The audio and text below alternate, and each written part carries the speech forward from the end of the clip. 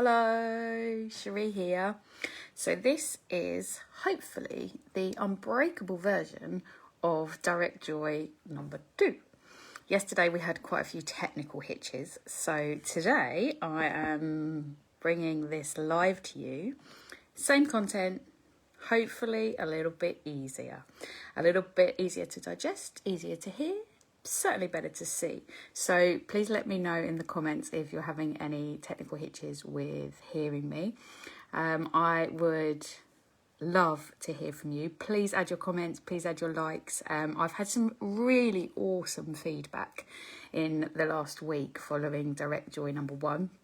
And it's really great to see that momentum, because having the skills, experience and trainings that I've got and keeping up to date with them, being able to share them for free is really, really important to me, because ordinarily people, and this is kind of the second question today, so we'll cover that later. Ordinarily, you need to have money and time to access therapy. So to be able to bring this to you and answer people's questions, and you may even already be working with me in some way, or you may be friends or family, and just having that support to offer that out, especially in these weird difficult times. You know, our mental health is becoming much more something that we talk about and something that we share and is discussed with children and older people and across, you know, loads of different things. Mental health isn't just restricted to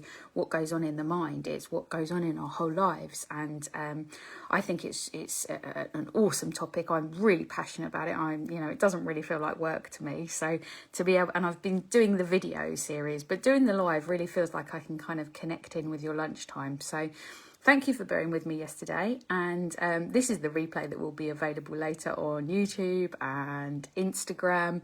I can't go live on Instagram and Facebook at the same time for whatever reason. If that happens in the future, so be it. But I'm sticking here with you on Facebook. It will be every Tuesday at 12 o'clock. So thank you for joining me today on Wednesday. And if you're watching the replay, hello too.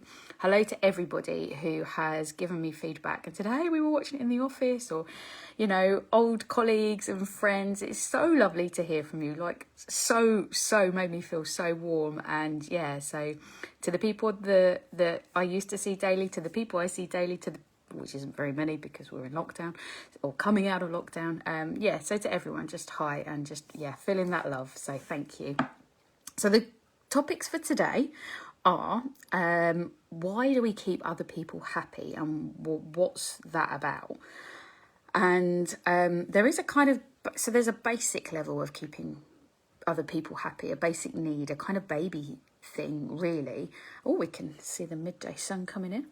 That basic thing about our needs wouldn't be met if we didn't keep others happy to a certain extent, if we weren't there and available, if, you know, that love and compassion and being in relationship, it stops us being alone if we keep other people happy. It prevents any abandonment, it prevents any betrayal.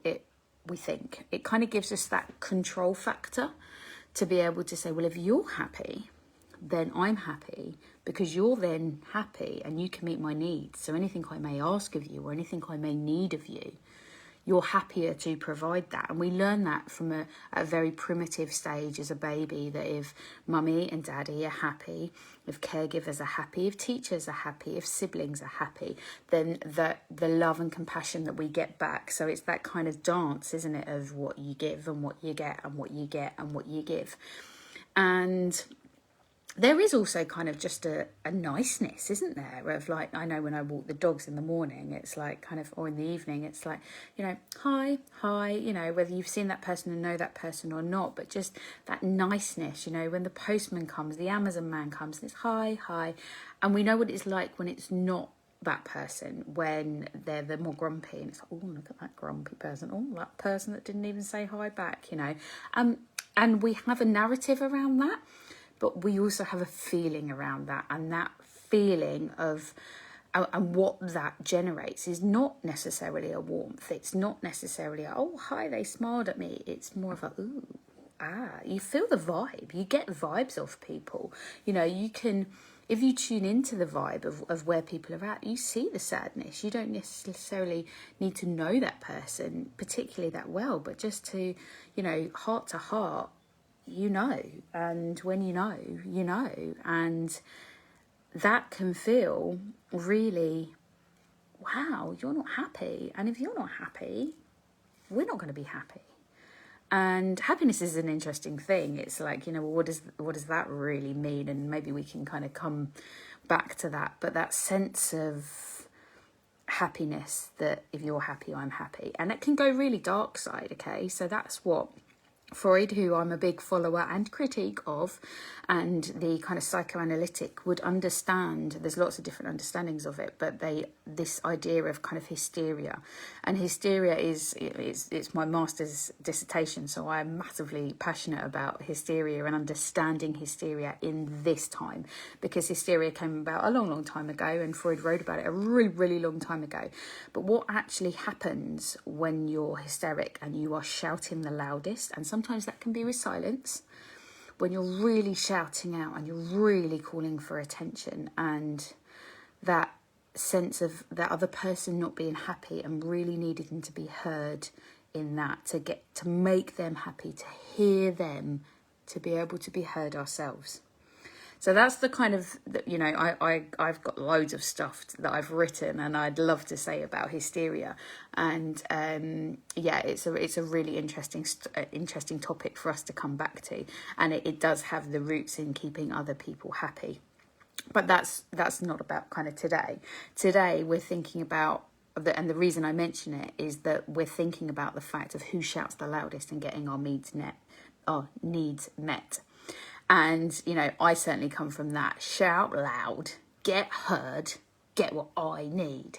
And actually, is that the sense that you really want to bring to your life? And when you're in that place of keeping people happy, and then you're going to a place where you're not happy, where's the detriment then ends up on everyone, right?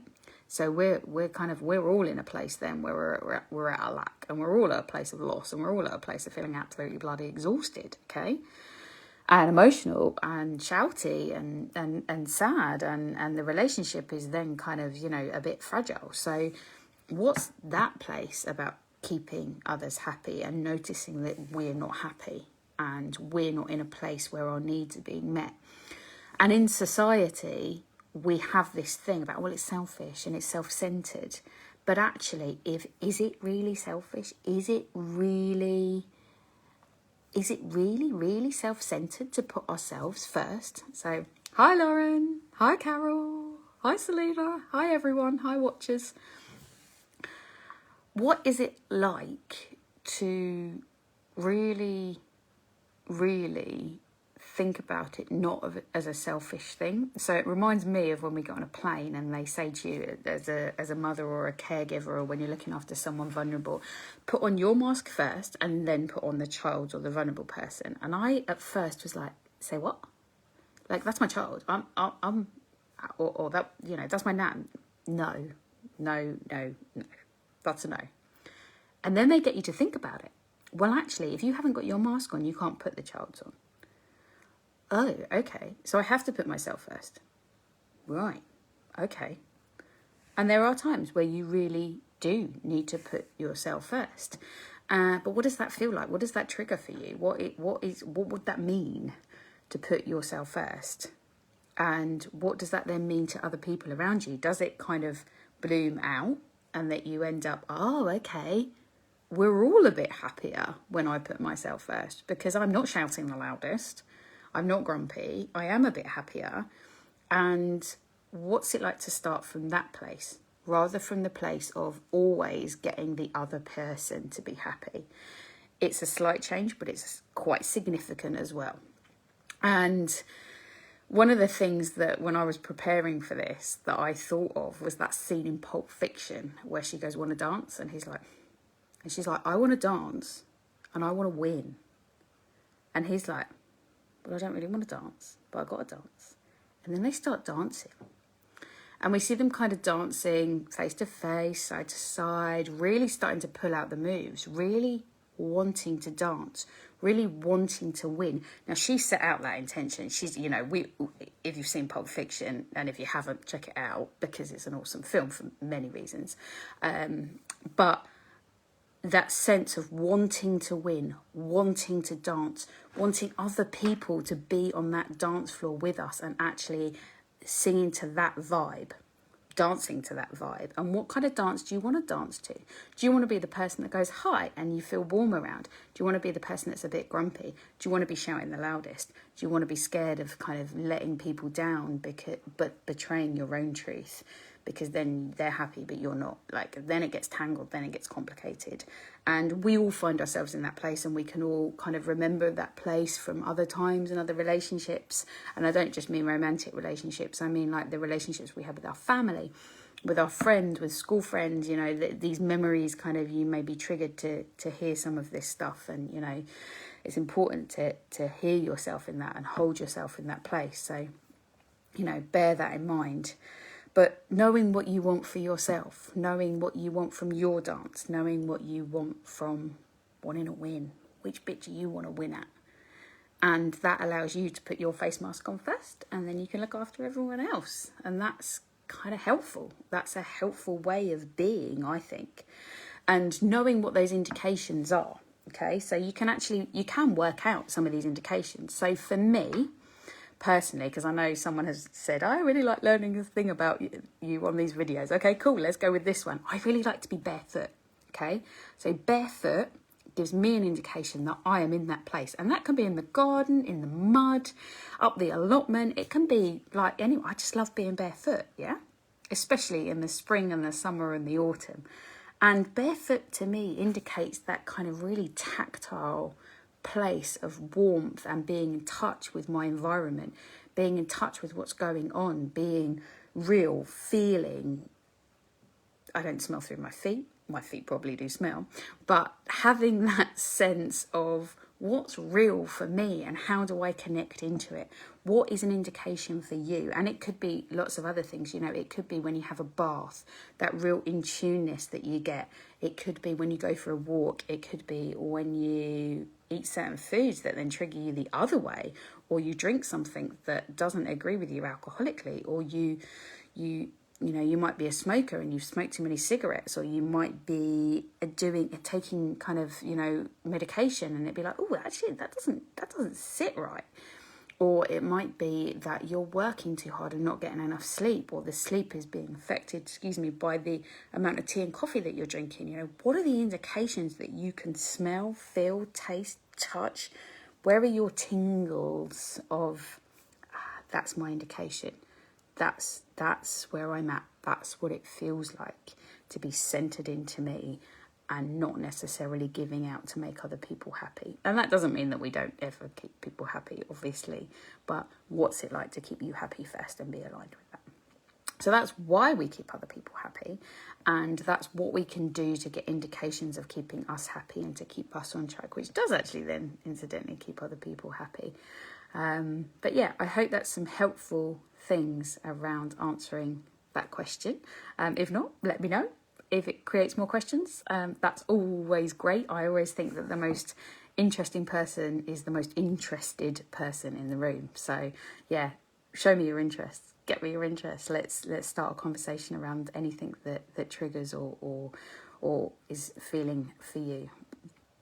The second question is around, why is therapy so expensive? So therapy is notoriously quite expensive, and that I think is quite interesting because there are so many different ways to actually access counselling and therapy. Short-term, medium-term, one-off sessions. So there's lots and lots of different ways. So you can access therapy, acute therapy, if you're feeling really, really rubbish and suicidal or hurting yourself or in a really dark place. Samaritans are absolutely fantastic. The emergency services are absolutely fantastic. If you have a friend or family in need, they are so compassionate. They are just awesome individuals. GPs, okay, it can be a bit hit and miss because, you know, they've got a lot on their plate, and we know that. But there are a lot of GPs that are really aware of kind of what that place is like, and can bring into action mental health teams very, very quickly. So that's the kind of hard edge and hard end of things if you're feeling really like you need some immediate responses, or someone you know is. But also, you know, to talk things through, there's people like Mind and Young Minds and Relate for couples counselling, which are very much based on how much you earn. So a percentage of what you earn. There's charity work. So most local areas have charity counselling networks set up with a base, and sometimes they go into GP surgeries, sometimes they work from certain places. Some people I've even heard of go to people's homes. So there's lots of different ways. There's apps that you can have. There is interactive on the computer, so kind of a response and conversation, very much text based, via email or via text. There's lots of different options. I've worked in different NHS settings. I've worked in different charity settings. I've worked across the board. So I've been doing counselling since I was in my early 20s. So I've got some experience across these different boards, and I made the decision when I had some life changes that I would go fully from the NHS to private practice. And one of the offerings that I wanted to give was very much that deep dive. So it's a bit like when you take your car for a service and you really want the service. You want the spark plugs sparkier. You want the tread on the tyres to be absolutely top notch, not just at the legal limit. You want to really go deep into some of the traumas that you may have experienced, or you really want to go deep in some of the relationship tangles that you find yourself in. And that's not just romantic relationships. You really want to go deep into some of the pains that your body that are showing up in your body. You really want to go deep into the why the hell am I not happy, which is kind of very much ties into my kind of impossible is nothing, because we get stuck into these patterns, and going deeper for longer gets you more. And if there's always space for more joy, right? I woke up this morning, there was very little joy. It was just in my name. And I did what I could do. I used my tools and got through, and I'm getting through. It's, you know, this isn't a perfect science. It's mental health, it's emotional health. It's how that links in with our physical, our pain body, and doing that work is a tailor-made approach, okay? Because we're all different. We're beautifully all different. We're amazingly all different. But in our differences, we have our samenesses, and that's not a word. And we have the delight of who we are. And I have found that one of my gifts is to bring more joy. It doesn't matter what's going on, right? It doesn't matter what the content is. I can bring that process of bringing more joy. And that's why I charge the higher end. However, all counsellors, including myself, has reduced places. So if that's something that you need to consider, reduced cost places, come to me. That is an option. Low cost places, if you find yourself in a difficulty financially and it's a temporary one, low cost places are also available for short-term periods. And all counsellors, worth their salt, will offer that, okay? And, you know, there's student counsellors that you can access through universities. They give out lists. You know, students are fantastic because they are firing off all cylinders. There is no laziness in there. There is not that there's any laziness in me, but that's due to being workaholic, not anything else. So just consider the fact that there are different types of therapy, and which one is suitable to you is the most important question to ask yourself. What does it feel like when you're with them? What have you got available financially? What have you got available time-wise? What is your best way of communicating? Because some people, it really is not talking. It is art. It is music. It is movement. It is texting. You know, there's something for everybody. Okay, and rightly so, and that's why it's great that mental health is more on the agenda. So, you know, if you feel like that's something that you want to explore, and it doesn't necessarily have to be working with me or even someone I know, you know, we can talk about that. We can think about what might be helpful. So please let me know if that's something that you're interested in, because I'd love to hear from you. So yeah. So that was Wednesday's Direct Joy, the second one in this series. Thank you everyone who's watched. It's really great to see that. This is such a cool, you know, I know it's not about numbers. I really don't like it to be about numbers, but this is cool, and I really am feeling there's a number up on my screen if you don't know. Yeah, I'm really feeling the love from everybody, and that's just wonderful. So yeah, keep watching, keep subscribing. I hope you enjoyed March's video, which if you sign up to my website, you get a email, and every month you get an email with an e-calendar and a video that's exclusive just to my website. And March's one was pretty cool. It was called Worry Less, so how to worry less. So yeah, if you need that added to your toolkit, sign up. April's will be coming soon, because these months just keep on clicking by, don't they? So yeah, yeah, I hope this is clear. I hope you can hear me. I hope I'm not talking too fast. Any feedback is good and welcomed. Sign up to my website. YouTube stuff is coming soon. And I just want to say, yeah, thank you very much to everybody. And I look forward to seeing you next Tuesday at 12 o'clock. And in the meantime, take it easy on yourself, because, yeah, there's only one of you. And you're really important, and your mental health is important, your emotional health is important, and your physical health is important. All of us are important, and yeah, I look forward to seeing what we've got in store next week. Take care.